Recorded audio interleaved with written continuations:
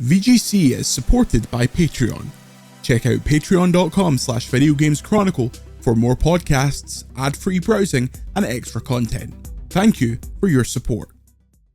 93 is the year of the nasties. It's VGC, the video game podcast, episode 140 with me, Chris Scullion, and the wonderful Pete Donaldson.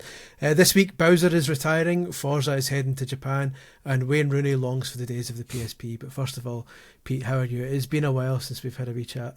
It has, yeah. Mano a mano. We're usually in a room with other people, so maybe we can get down to brass tacks and, you know, really help our relationship get on to the next step. Take it up to second gear. Yeah, let's kick it to second gear. Let's do some smooching.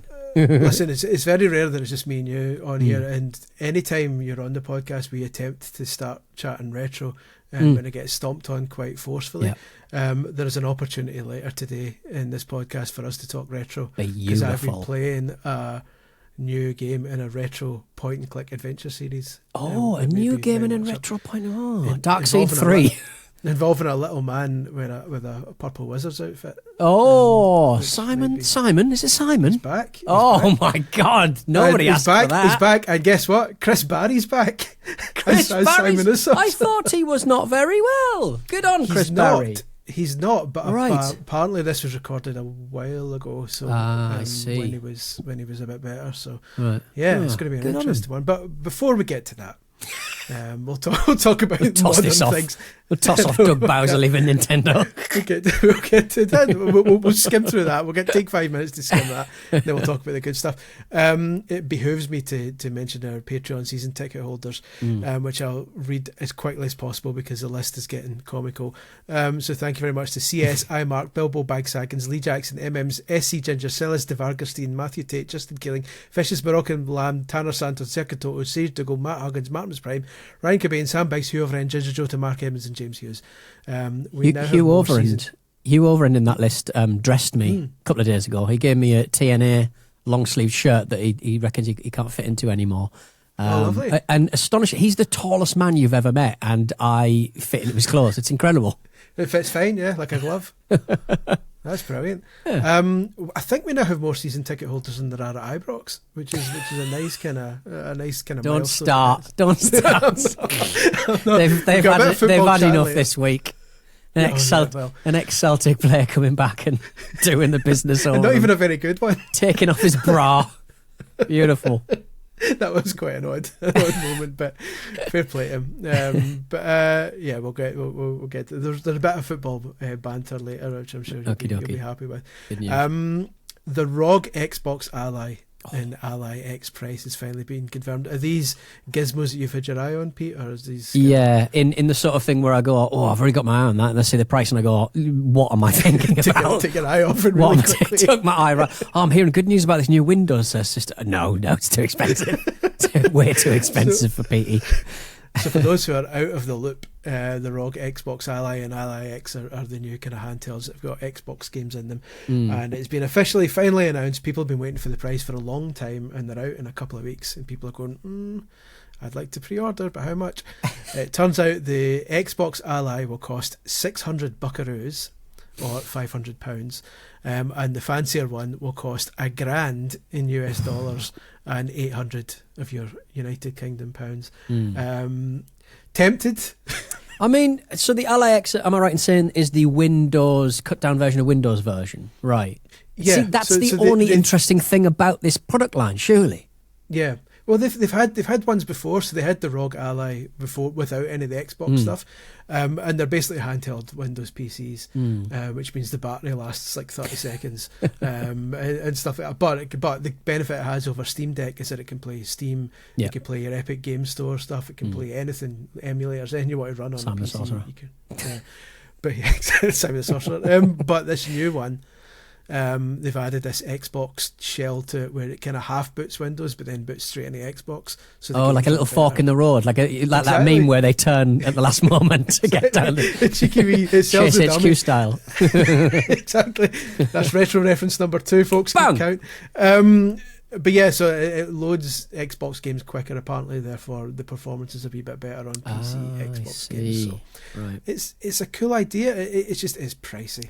It is pricey. I think with a lot of these, and there's been a lot of talk about in the handheld space that The processors aren't necessarily getting all that faster, and because of the implementations of the underlying system, in regards to Windows, the only thing that's getting better seems to be the screens. The screens are getting bigger. The screens are getting larger. I think did I send you a handheld that was like a Chinese handheld that was like really widescreen? I don't know what ratio that is, but it's something like 21:3 or something. How high to how long it was. It looked really, really funny. Look at Twitter banner. It's so unnecessary. I mean, I'll admit I'm up for this because I like a bit of new tech, and especially I enjoy my Steam Deck, but there's a lot of PC games I wish I could play on it. Yeah. The most notable exception being Game Pass stuff, because I'm on Game Pass, and there's a lot of PC games on Game Pass that I can't play on the Steam Deck. So the idea of being able to play all the Game Pass stuff on this and natively instead of streaming it like on the PlayStation Gizmo, the Portal, I'm kind of up for it. So I'm hoping that we can kind of get a hold of one to put it through its paces and see if it can actually hold up well. But we shall see. Yeah. It's a sad day in the world of Nintendo.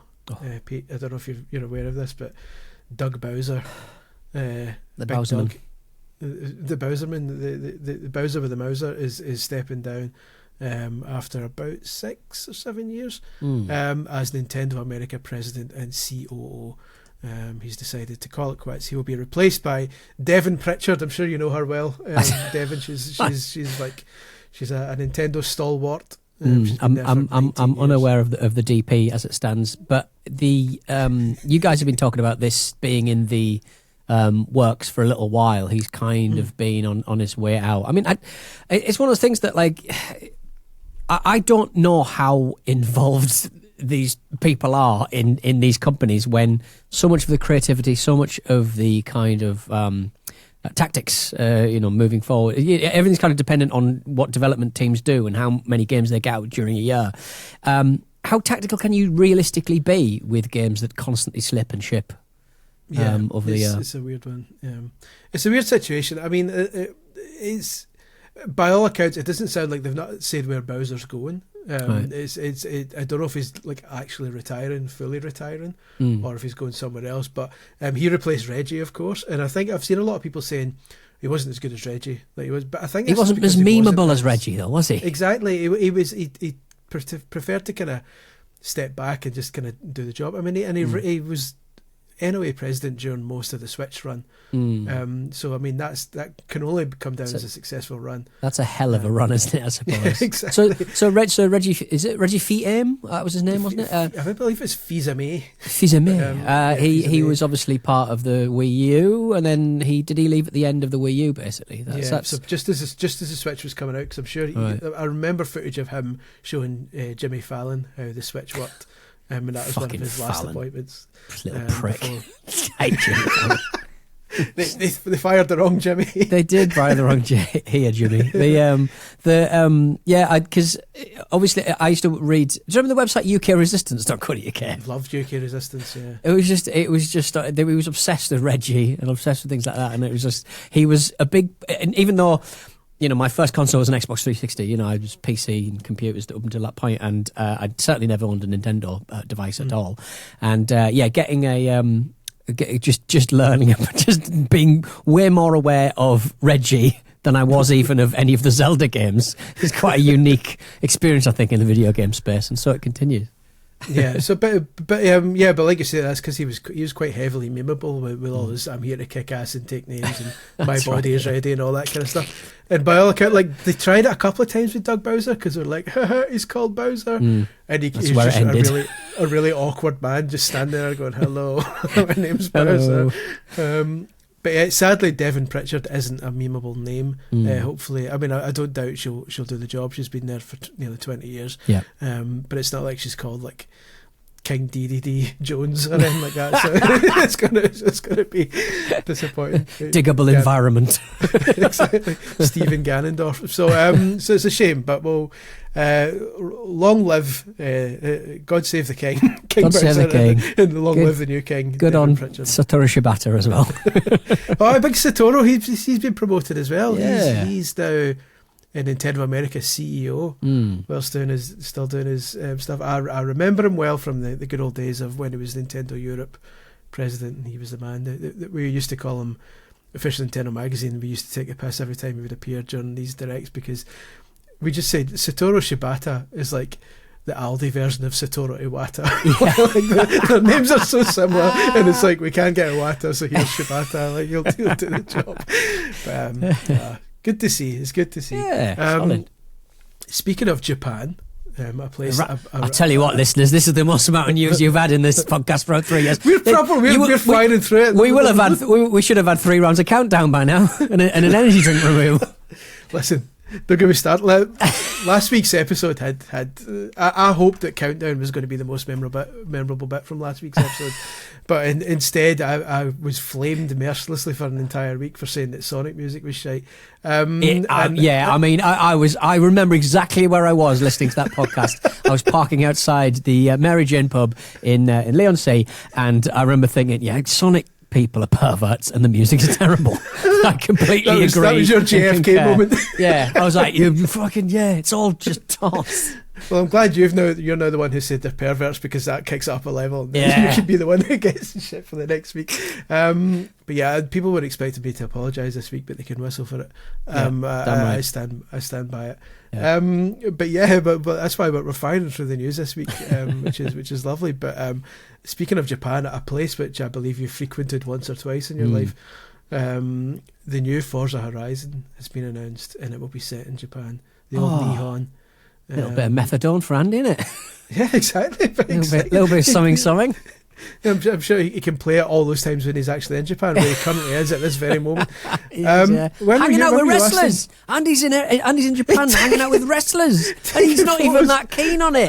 As the disciplined sport of kings. That's the amazing thing. Jordan was raging when he saw that he got a picture with Kenny Omega. I was like, that's fantastic. I just I sort of cropped Kenny Omega in Andy's eyes and just sent it to Jordan, as I imagine everybody else did, going, "You having that? You having that, big man?"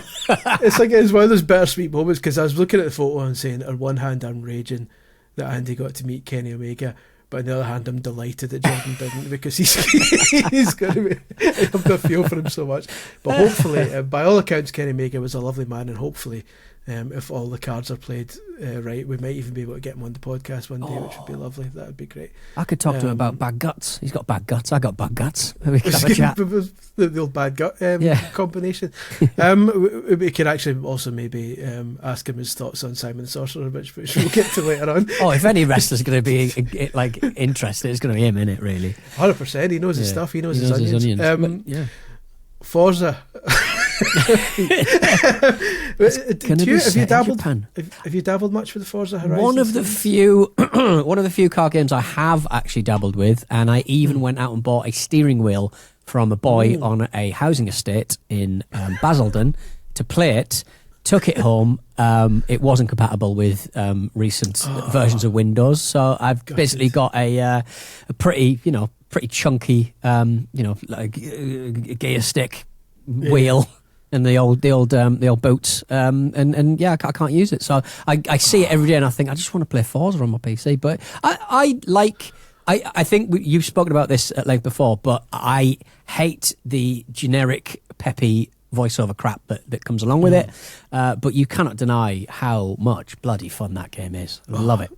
It's fantastic, and like I've been wanting one in Japan for a long time. I think a lot of people have, because obviously they've done Mexico before that. They did the UK with a really kind of weird bastardized version of Edinburgh in it, where you could basically drive off Arthur Street and land in Princess Street, which I'm pretty sure you can't do in real life.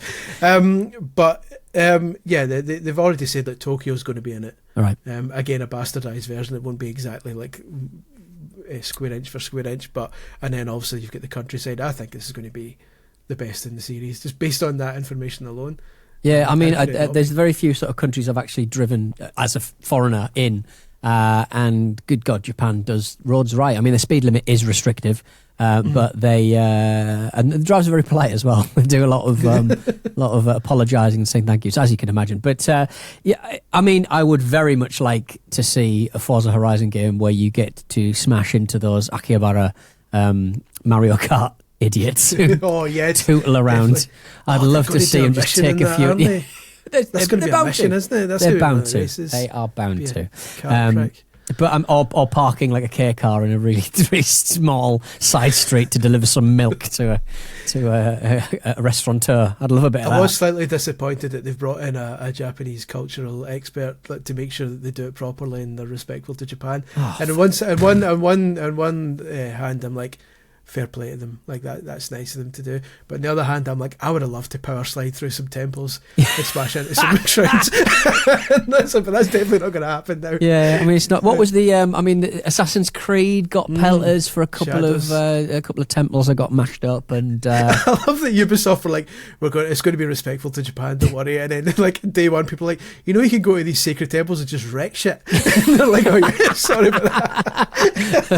Namaste. Just come in the side. Japan's like, wait a minute, what? sorry. So yeah, sadly, it doesn't look like you'll be able to desecrate religious monuments in Forza Horizon 6. Dive but I'm into sure the we'll top of find. Mount Fuji, just scattering old ladies as they climb Drive up. off, it'll be like Arthur C. You'll drive off Mount Fuji and land in Osaka. Land in Super Potato. Overpriced, rubbish. Yeah, scum of the earth, Super Potato. Speaking of scum, Insomniac's Wolverine. John's not here. Wolverine, the game from the fine folks at Insomniac, it finally has a trailer. I don't know if you saw this yet, Pete. I've not seen it, but I heard that it's small. Do they call it Small Wolverine? I don't know. Isn't there rumours that Small Wolverine's going to be in this one? Tiny Wolverine, Small Wolverine. Apparently so. I watched. I mean, I'm not. I like my superheroes, but I can't say the X-Men and Wolverine are ones I'm well versed in. But it looks rather gory. It basically looks like Spider-Man, but gory. Right. Okay. And with less swinging and more fighting. He's got knives for hands. He can't, watch him use the toilet. It's going to be the same, isn't it? Really? So can't really. Yeah, it's pretty. It's pretty mortal. It's pretty Wolverine in Mortal Kombat kind of, knives to the head kind of vibes right the way through. Yeah. I mean, people are happy about it. I feel bad that it leaked. Obviously, like it leaked a couple of years ago with like playable builds and everything. Yeah. And that obviously takes a bit of the wind out the sails. But the general consensus seems to be it looks good. So he kind of looks like. I mean, I think the varied environments that he sort of find himself in. There's one that actually looks like Shinjuku's Golden Guy. So, God knows whether he's being culturally insensitive as well as he sprays a lot of claret around one of the most historical sites in Shinjuku. At the end of the day, I refuse to play a game now unless I can offend the people of Japan. That's just, because they can't do it in real life. They're such a, like you say, they're such a polite people. It would be wrong to do it in that's why all your influencers and the YouTube drama queen idiots sort of go out there and start being idiots and stuff because they probably regard them as being slightly diminutive and very polite, and they won't beat the shit out of you. But to which I said, go and get in a boat, go over the pond, and get yourself to St. Petersburg, see if you can sort of get involved there. Do that there. Just leave the geishas alone. Stop chasing geishas around. Not Leisure Suit Larry. Speaking of that, thank you. Get them. Just get the dinger. Got me dinger. Oh, hear that? What have we got? There we go. Ding. A wee ding. But yeah, use video games instead to get out your frustration in Japan. Exactly, that's the best way to do it. Drink your strong zeros in that and to run around. But yeah. Speaking of attacking people in Japan, the connections. Andy's out. It's now 10 p.m. in Tokyo, and Andy's there.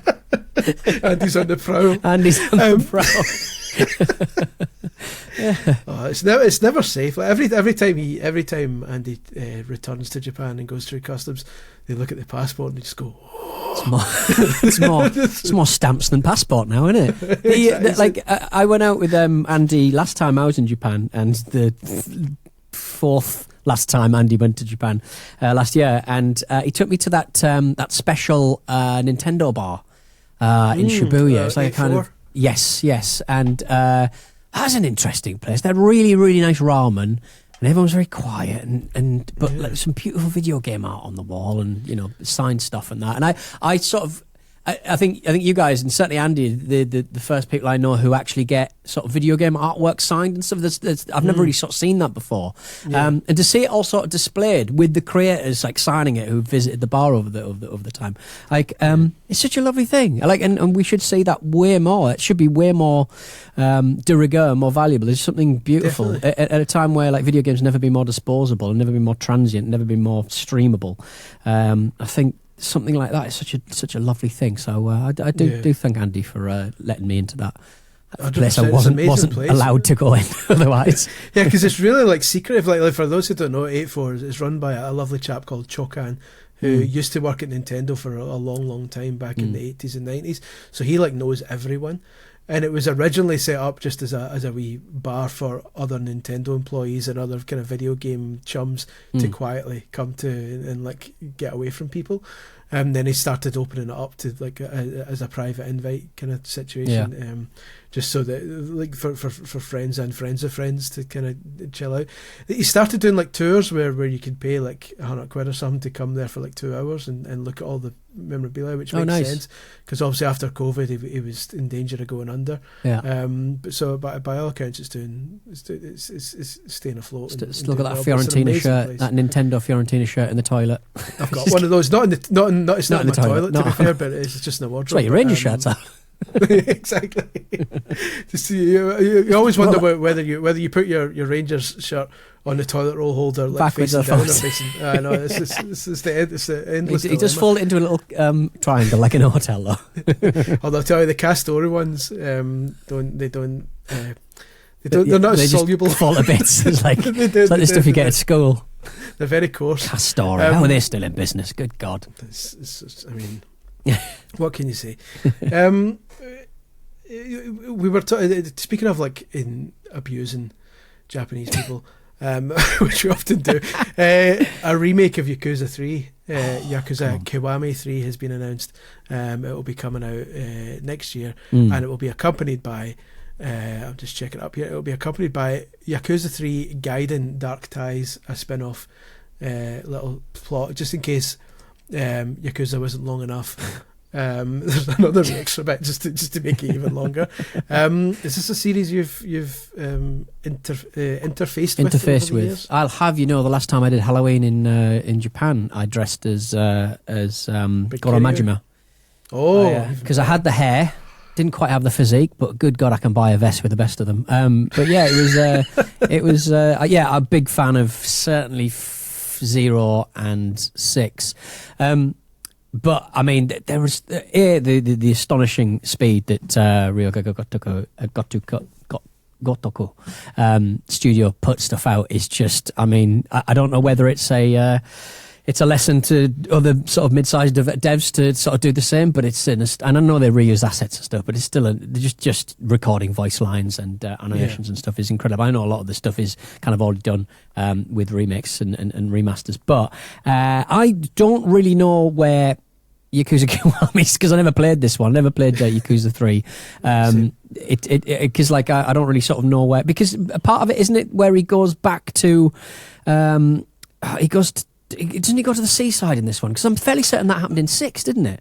I believe so. It's again like you. It's a series I love, but I haven't played them all. So like, I'm a big Who has fan the time? of 0. Exactly. They're so good because they have so much in them. But it's like a year or two ago, I was like, right, I'm going to start from 0 and work my way through the whole series. It's still on 0. 0's like the fifth game, wasn't it? I know, but I just thought go 0 and then go at the PlayStation 2 number 1, I think, exactly. And then I was like, this got worse. It's like in Star Wars when you start episode 1, 2, 3, and then when it goes to 4, so what happened to the technology in Star Wars world? Everything got shit. Yeah. But yeah, it's like I'm easily distracted by mini games and stuff in games. So when you get to when you play Yakuza 0 and you get to the batting cages.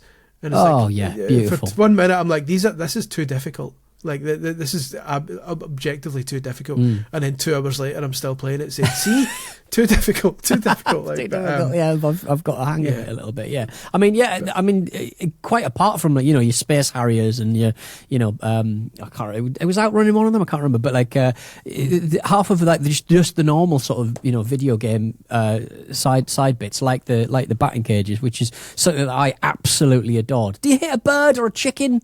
So chicken in, there's a chicken in a bowling alley, but I think you hit a chicken. I think in that. There's definitely some sort of Easter egg to be found stuff, there. Man. It's just one of those things that we've spoke about it. You've spoke about it on the show. There's just not there's enough time to do main quest, but you really have to skip through all of the story because otherwise you just don't feel like you're getting anywhere. It's like running through sludge sometimes. But I love the characters in all of the Yakuza games, and all of the weird pervy stuff that most Japanese media seems to squeeze in at the last minute. I can't. I'm looking forward to 3, but I've been seeing a lot of the fan base getting really annoyed at it because they've replaced a lot of the characters with actual actors. Yeah, Sho Kazumatsu is one of them, isn't he? And it's like I can't say I'm involved enough, like emotionally involved enough with the series to care that much. So I'd imagine that I can understand why fans are raging. Have they changed the faces then, presumably? Yeah. So some of them, the faces are completely different. So I get it. But it must be the equivalent of Chris Pratt playing Mario. But for them, but I mean, it looks. I'm up for it. It looks really good. I just need to get through 1 and 2.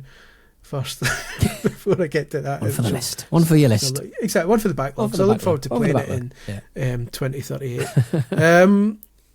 Wayne Rooney, I understand you speak about football every now and then, Pete. Every now and again, yeah. We currently just finished a rousing 2 shows for our Friday output on the Football Ramble here at Stack Towers. And Wayne Rooney, I got to talk about the PSP briefly because of this story on the Football Ramble this week. Did you speak about it already? Am I making you double dip here? No, I've refined my approach to it, if anything. But what a wonderful... What a wonder! Because I'm basically speaking to people in the room who've never owned a PSP, and I own 2. Get me, and because I bricked one of them by trying to hack it, and what a device, and what a news story! Go ahead. So the news story is that ex-footballer Wayne Rooney.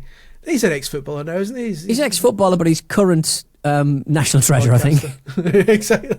That really annoys me. Like I get that he's now doing a show on he's getting a podcast on BBC, but every time I open up BBC News website, there's a story about something Wayne Rooney said, because they're obviously just promoting us that, right? I get it, mate. Like, but it did give us this gem. It's better written. A lot of the stories are better written down because his delivery is, I'm going to say, post hangover. There's a I wouldn't say laconic, I would say kind of slow. His new story, the way that he imparts stories is very slow, not particularly measured, but I enjoy it immensely anyway because he's just a delight. I can't. I've got to admit, I can't say I've listened to much of it. No, I just can't. Mainly due to my ignorance with English football. Like I'm very much ignorant when it comes to the better quality football played south of the border. So you get him on the way down. You get a lot of Newcastle players. You get Newcastle trainees and Newcastle players on the way back. Exactly. There's still time for Vardy to join Celtic eventually when he's like 68. So apparently, speaking on the much hyped Wayne Rooney Show podcast, they were talking about EAFC 26 coming out, which is out today. Folks, it is. Yeah, you guys. I noticed. I very much enjoy the first kind of view of any FIFA game and I see it on my algorithm on YouTube. People uploading footage, and whenever I see that it's Celtic playing, I was like, "That's a VGC video." Have some reserve, gentlemen. Certainly not. That's what. It's got mascots in it this year, like which is enormous for me. So my I can't remember if I said this last week, but my ritual is kind of starting every time I start a new FIFA or EAFC game or any football game. I go straight to Celtic and check the faces to see if they've got real faces or not, because some of them do now. Right. And I started a Celtic Rangers game and like cuts to the crowd and Hoopy the Huddle Hound, our famous mascot, is dancing about. He's dancing around. I'm like, what? I'm texting my brother right away. Fucking Hoopy's in FIFA. 5 stars. I liked it finally, exactly like game of the 5 out of 5. generation. But yeah, so your man Rooney was talking about EAFC, and he's talking about how he sometimes plays it with his kids, but then he said, "Do you know what we used to play?" This is a quote here from Wayne Rooney himself. He says, "Do you know what we used to play? Not FIFA. True story this, but at Man United, I really believe a big part of our success was playing the PSP. No, honestly, because it got us communicating more. We used to play it on the plane, on the team bus. You'd play 5v5, so it'd be me, Rio, Michael Carrick, John O'Shea, Wes Brown in 5v5. That's only 5 people. I'm assuming that means 5 versus 5 CPU. Oh, that makes sense. Yeah, it might be 10, but he's only named 5, so citation needed. It was called SOCOM on the PSP. He says Army game. Yeah, army game. It was called SOCOM. Fucking army game. You have to talk. You have to tactically be right. Go and revive people when they get killed. How does that sound more Scottish? Well, everyone knows Wayne Rooney talks like this. He's got a very strong Aberdeen. But yeah, so he believes that playing PSP with his squad mates basically helped them win 5 league titles in the Champions League while he was there. I mean, I'm not being funny. Back in, what year was this? I mean, what year would the PSP have been? This would have been early 2000s. Yeah, so... Well, he was there from 2004 to 2017, so it would have been 2005. I'm fairly... Yeah, it was kind of like mid-noughties when the PSP, I seem to recall. I mean, you sort of think, surely back then they were almost quite militant on planes, that you had to turn off all of your devices and, like, you know, Wi-Fi. I mean, presumably was it a Bluetooth connection or Wi-Fi connection? I can't remember what it would have been. Must have been Bluetooth. Could have been Bluetooth. Oh, I suppose. I don't know. It might be proprietary. Proprietary Sony specific. Well, they do like their proprietary SD cards, didn't they? They were fucking expensive, weren't they? Yeah, I mean, I love the fact that they were playing, and they weren't playing like a COD kind of game. Like, everyone's forgotten about SOCOM. Do they even release those games anymore? There can't have been one for a very long time. No. Maybe maybe he's just lobbying for a new SOCOM game to play with his friends. Thanks, Wayne. Yeah. For finally bring that out. It's a weird one though. It's like, I wonder if that's why they're not very good now. It's like, because you know everyone's PSP, the battery eventually expands and then explodes. I wonder if Man U just... Yeah, Man United should just replace the batteries on the PSPs, and then they'll win the league again. Yeah, I mean, well, if your lasers go as well, don't they? Because it was obviously a little caddy, little UMD mini discs. UMD. Yeah, do you reckon somewhere in Wayne Rooney's loft he's got that free copy of the Spider-Man film that came with the PSP? And he's also got a UMD copy of 101 Premier League goals. Yeah, because they were always like 99p and CEX. They're always in there, collection. Right? Can you still there must be some UMDs somewhere in.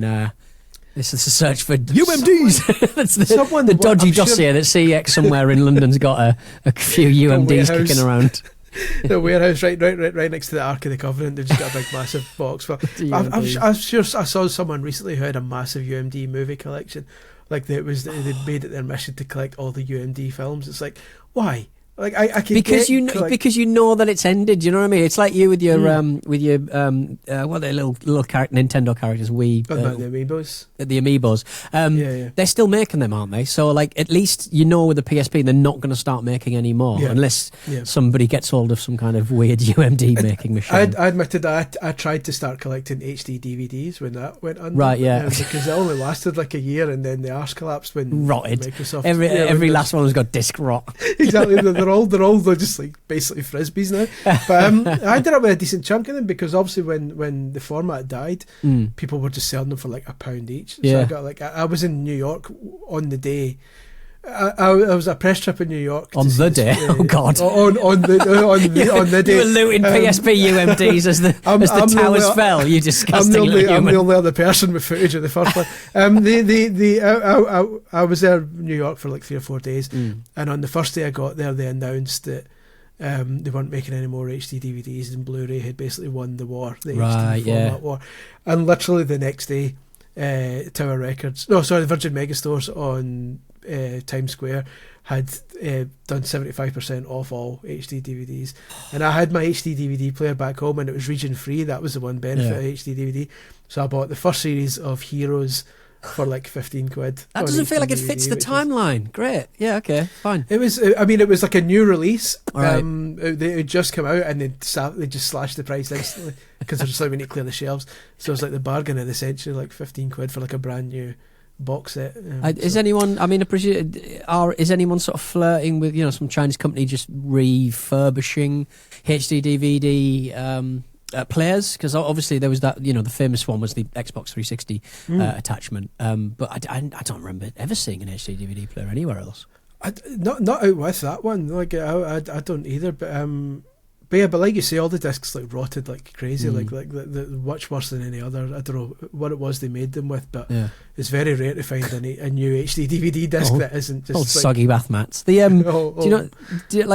mean, presumably UMD's probably had some sort of longer life than most because it's a caddy based CD basically, so you probably keep quite a lot of moisture, so the wafts probably don't separate quite as badly. It's a relatively recent kind of optical disc, so It's kind of, was it like a mini disc? I suppose it wasn't, because mini disc's recordable, isn't it? But how most CDs do rewritable? I really don't know the way that I'm obsessed with. Like there's a guy on YouTube, and he's been going for a very, very long time. Techmon, you've probably seen him, and he's got a very lovely way about him. I think he sort of lives in the Midlands somewhere, and he basically gets emerging and almost instantly failing sort of video formats, basically. So he'll get like HD videos of like Back to the Future, but they were on either super laserdiscs or weird ones that are like VHS tapes, but it's HD.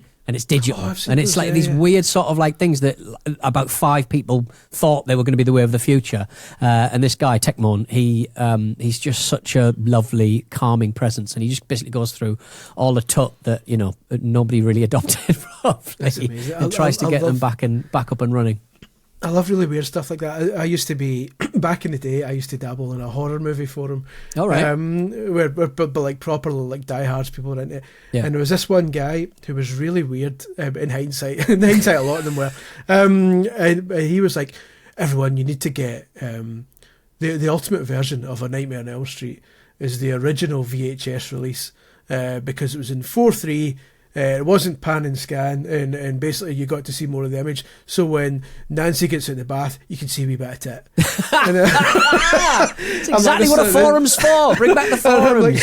I'm like, I'm sure the whole point of the film is Freddy Krueger, and like, no, I'm not tracking down like. I think you get to see Freddy Krueger's balls. Like that's well, that's true. You do see a bit of ball. He's actually got no trousers on, and his his hacked up testicles. Mini Krueger. You do get to see a wee bit of his burnt willy. But, that's terribly burned. Wee comes out of 2 walls. So on the PSP, do you miss the PSP as a gaming system? It's one of those things. I know everyone's got a lot of love for the Vita, and it's one of those systems that real video game fans and real video game purists bloody love. And it was brilliant. But the PSP just when it came out, like it had it launched with a soccer game that I can't remember the name of, a bit of Grand Theft Auto I think as well, and it was an astonishing construction. The screen wasn't that great. It's quite blurry, had quite a lot of trails and stuff. But but at the time amazing. At the time it was compared to the DS, so the screen on that was night and day. I preferred the PSP, like you say. It was a lot easier to modify, let's say. And there was some amazing stuff on that. Like you say, the first time GTA 3 was on it, you're like, this is the future. And they did a good Pro Evolution Soccer on it as well. Yes, they did. You're like, this is astounding that this is on the handheld. Like, with the greatest respect to the DS, like the games on that were like N64 quality, and here you are with PS2 stuff. It was like magnificent. So I liked the Vita as well, but I think in terms of impact, the PSP was bigger for me. And it's the sound of the UMD going into the back of the into the back of the system. I like very much on the piece you wrote was pointing out that Edwin van der Sar didn't like that Wayne Rooney and Wes Brown were playing SOCOM. He's just like, out of the way, scum. He's very tall though, so it would put pressure on your neck and back if you were sort of hunched over a tiny PSP screen. But also, he's so tall, you would imagine that wherever he sits on the bus, he's hearing it. Yeah. Like the sound would travel up, hit off the roof of the bus. He'd be able to see everyone's screens, tell everyone where everyone's hiding. Well, that's true. Maybe they made him move for spy purposes. I realised we should probably take a break at some point. Yeah, because these podcasts don't pay for themselves. So we will be back very soon with some. First, we're going to make you listen to some advertisements from the lovely people that fund these podcasts, and we will be back very shortly. And we are back, Pete. I promised yourself and the listeners that we would talk retro. Yes. So for the final 10-15 minutes of this podcast, let us do just that. I have been playing Simon the Sorcerer Origins. Origins. We got his origin story when the bloody first game came out. But what happened? What? What happened before that? Oh, what? Before, he just went to school, didn't he? He was just a boy. He's Simon, the boy. So the game, the Origin. I've played the first 3 chapters of Simon the Sorcerer Origins. The full preview of which you can see on videogameschronicle.com, which is a website I work for. And it's good. It's made by an Italian developer this time, so I was worried that it wouldn't have the kind of British sense of humour that the kind of first 2 certainly had. They ended up making 6 of them. Did you know that? They made really? 5 of them. Sorry, and the first 2 were the good ones because that was like the Amiga PC 90s. Yeah, it was that kind of. It was around it. Like 2 was kind of like that kind of beautiful Legend of Kyrandia kind of or Kyrandia kind of vibe. Oh, fantastic! Definitely. Yeah, I didn't know that. And then they did Simon the Sorcerer 3D, which wasn't very good, and then a couple of kind of German-made ones, I think. In the Germans. We've said it before. The Germans will save point and click. They're good with it. They will, but not in this case because they weren't very good. But whereas this one is Italian and therefore excellent. Right. Okay. But beautiful. I say excellent. I've played a wee bit of it. It's good so far. It starts with Simon moving into his new house. And there's funny bits, like there's funny tutorials where his mum's shouting at him from outside, like, Simon, pack your bag, Simon, do this, that. But she's shouting stuff like, Simon, don't you even dare consider combining the items in your inventory to see what happens. Nice. Lovely. Okay, Mum. So they've got proper writers in then. That's it's genuinely well. I mean, some of the jokes fall flat, but it's one of these ones where it's like every dialogue has to end with a joke, so they're not all going to be winners. Yeah. But yeah, so far I'm happy with it. There's a few kind of winks. There's a bit. He meets Calypso the wizard, who's kind of a big deal in the first game, and he goes. Chris Barry's like, "Oh, Calypso, how are you?" And he goes, "Shh, this is a prequel. We haven't met each other yet." And he goes, "Oh, sorry." So there's a few bits like that. So it's fine. It's the art style I'm getting used to because it's properly like hand drawn. Yeah, it's moving from Monkey Island 2 to 3, isn't it? Really, it's kind of that. You kind of got to get used to it. I think a little bit. It's 100% like that. And so it's interesting, but yeah, so far so good. It's nice to hear Chris Barry's voice, especially because, like you say, he's not very well just now. So yeah, and presumably, what did they do with? Because Chris Barry's probably like 25 years older than he was when he did the. And he plays Simon, doesn't he? So he plays Simon. So he played Simon in the first game, and he plays him again. And Simon's like a teenager anyway. Yeah. So you'd have to just pitch up his voice a little bit, wouldn't you, to make it sound which either they have done or he has done. It's very clearly a higher Chris. It's Chris, and it works. It's fine. It's just. It is weird because it's like it feels very much like and I need to go back to play the first one again and see if it's the same. A lot of the jokes feel like a kind of like posh jokes, like it was written by a posh kid. It's that kind of joke. It's like I'm being attacked by a fearsome beast. And right. Fable, like the worst parts of Fable. Exactly. It's that kind of like. So we'll see how it goes, but so far so good. It's being released. It looks like on PlayStation 5, Nintendo Switch, Xbox One, PlayStation 4. Is it? I'm sure it's got to come out on the PC, surely, hasn't it? Yeah, it's on PC. It's PC I've been playing it on. I see. Any mobile phone action? It looks eminently mobile phoneable, surely. It does, but with the big screens. Nothing confirmed yet. Surely that should be tappable. It's got to be on the way. Got to be on the way. Because one of the few games I actually have on my foldable is Simon the Sorcerer, the first one, which is absolutely pathetic from me. So I should really be more across this beloved character. But yeah. So the music's kind of similar. It's the same theme, which is nice. Yeah, really happy. There's a bit. The only bit I laughed out loud at was that he appears in like a village, and he looks at his map. And when you go to a new bit on your map, a green pin like pins into the map, and then suddenly an enormous green pin crashes down in the actual village itself, and that's very good. Enjoyable. But yeah, it's out next month. It's out pretty soon. So hopefully we'll get review code for that and Lovely. and dabble with it.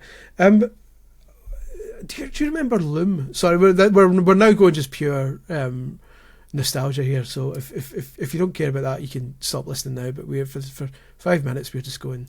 We're putting it. We're sat in the Scum bar and we've got a badge on us and it says "Talk to me about Loom." Ask me about Loom. I do remember Loom. What did you make of it? Because I think it was music based, wasn't it? Puzzles? It was music based, and I think with Loom, it was kind of that bridge between the. Who did that? Did LucasArts do Zack McCracken, or was that Sierra? I can't remember. Yeah, that was LucasArts. I'm sure that was LucasArts. It was, yeah. So it was that it had that kind of interface that bridged the gap between the sort of first generation Scum games. I think it wasn't necessarily Scum, but it bridged that gap between being way too complicated and way too perilous when it came to like permadeath and stuff. And it wasn't particularly fun. I think it was supposed to be magical. It didn't have the character. I'd gone from like Monkey Island 1 to Monkey Island 2 back to Loom, and just sort of picked up all those kind of when Kix XL and companies like that used to release big box graphic adventures back. Sort of picking that up and sort of going, this is a slog. This isn't as magical as I thought it was going to be. I'm not a massive fan, but is that coming back? No, I just got it in my head while I was playing that, because obviously when you play a game that's from a series that's been dead basically for 3 decades, and especially on like a genre like point and click, I start thinking of all the other point and clicks that I used to play back in the day. I'm like, it really is a genre. Although we're getting more point and clicks, like you say, the Germans rescued point and clicks, and we're getting a lot more of them now, and all this kind of Telltale stuff before it went under. It's a genre that's ripe for all these old IPs that have just been left in the.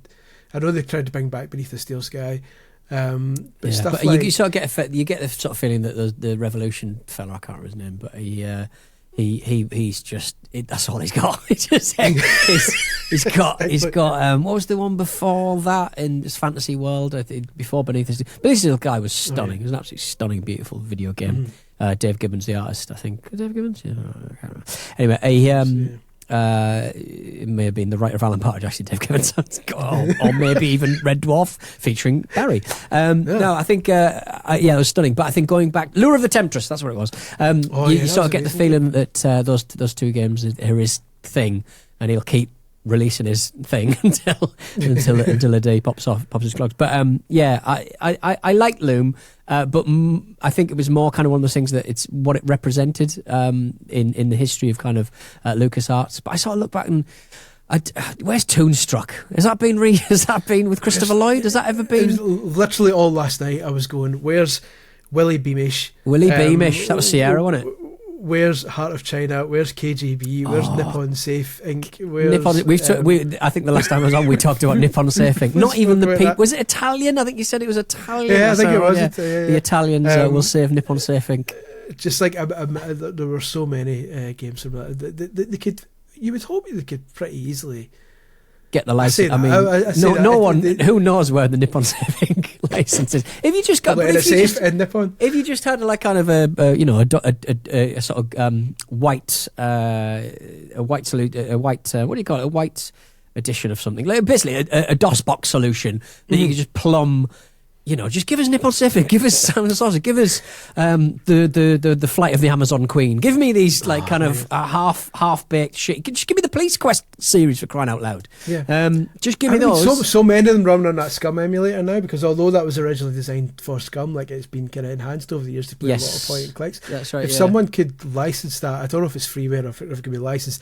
I'd just get the rights to some of these and it just like release a kind of point and click collection. Yeah. We don't need them to be. We don't need them to be totally. Look, I've got my hand. Like my phone is foldable. Do you know what I mean? It's like it's 3/4. Like it's perfect. Absolutely perfect for. Especially the fact that it folds. It's perfect for those ones that's got the screen at the top and the menus at the bottom. Exactly. It's ideal. Yeah. Bring them back. Well, the campaign starts now to bring back all the point and clicks. Yeah. And as discussed on this show before, I am in Zack McCracken 2, a German-based fan game. So if we can't have them, Just get involved with the German-based fan games that are breaching IP. Basically, if in 2 years' time I'm not playing the Feeble Files remastered, Feeble Files, that was such a slow. He had such a slow walk cycle. I was like, fucking get on with it, fucking mouthy alien. And speaking of mouthy aliens, it's time for us to call a day on this podcast, and we will be back next week with more shenanigans.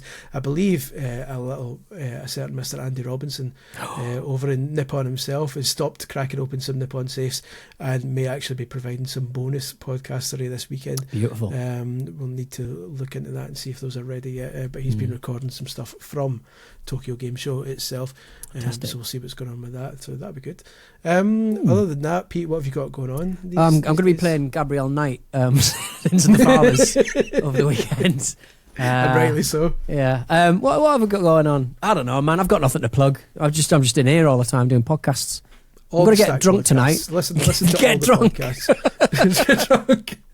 Get drunk. Subscribe to all the Stack podcasts.